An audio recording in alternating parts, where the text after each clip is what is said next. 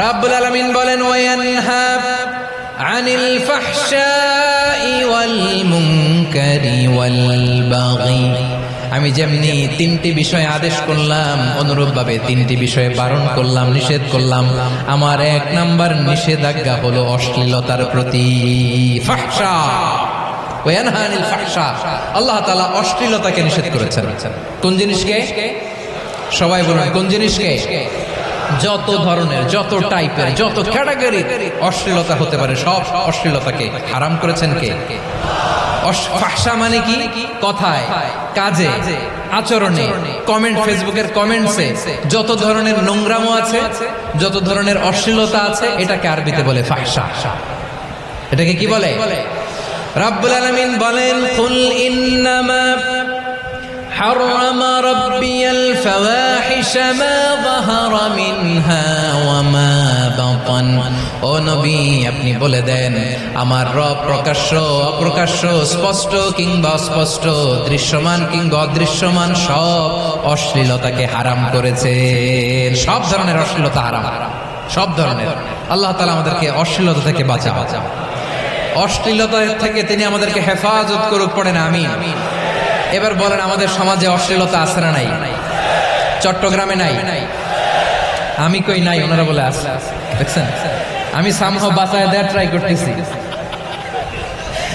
আমি সামহাও বাঁচায় দেওয়ার ট্রাই করতেছি, ওনারা বলে আছে।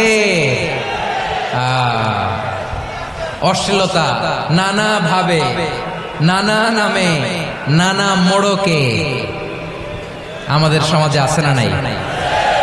সংস্কৃতির নামে, ফ্যাশনের নামে, বিনোদনের নামে, উপন্যাসের নামে, কনসার্টের নামে অশ্লীলতা আছে না নাই? আপনি দেখেছেন কনসার্টগুলোর অবস্থা? এই যে আতিফ আসলাম যে আসছে আমাদের দেশে, তারপর কে কে আসছে? আমাদের তরুণ তরুণীরা, আমাদের যুবক যুবতীরা, আমাদের জেনজিরা। কি অবস্থা ওইখানে? হ্যাঁ, কি অবস্থা? কে বাঁচাবে ওদের? কে রক্ষা করবে ওদের ঈমানের, ওদের চরিত্রের হেফাজতের গ্যারান্টি কে দিবে? কনসার্টের নামে অশ্লীলতা আছে না নাই? ছেলে মেয়ে একে অপরকে জড়ায় ধরতেছে, একে অপরকে চুমু খাচ্ছে প্রকাশ্যে, দিবালোকে, গণমানুষের সামনে। আল্লাহ তাআলা এই অশ্লীলতা থেকে আমাদেরকে বেঁচে থাকতে বলেছেন, বেঁচে থাকতে বলেছেন। রূপালী জগতের নামে অশ্লীলতা আছে না নাই?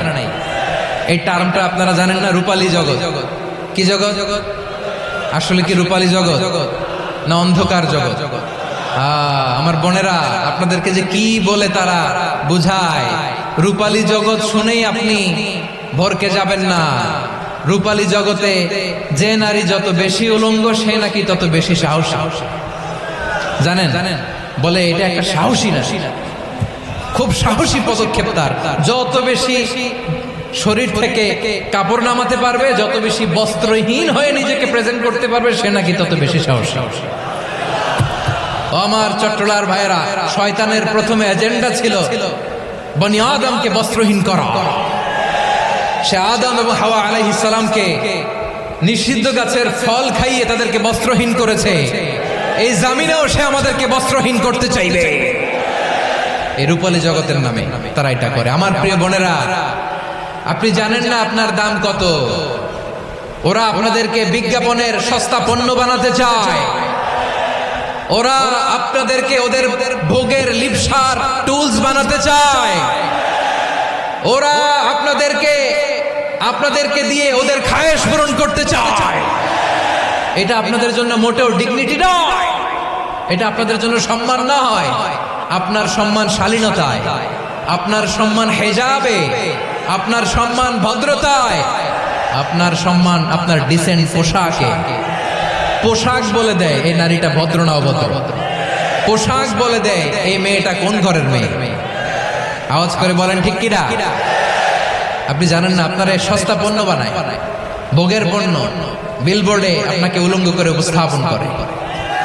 এই অশ্লীলতার সাথে ইসলামের কোনো সম্পর্ক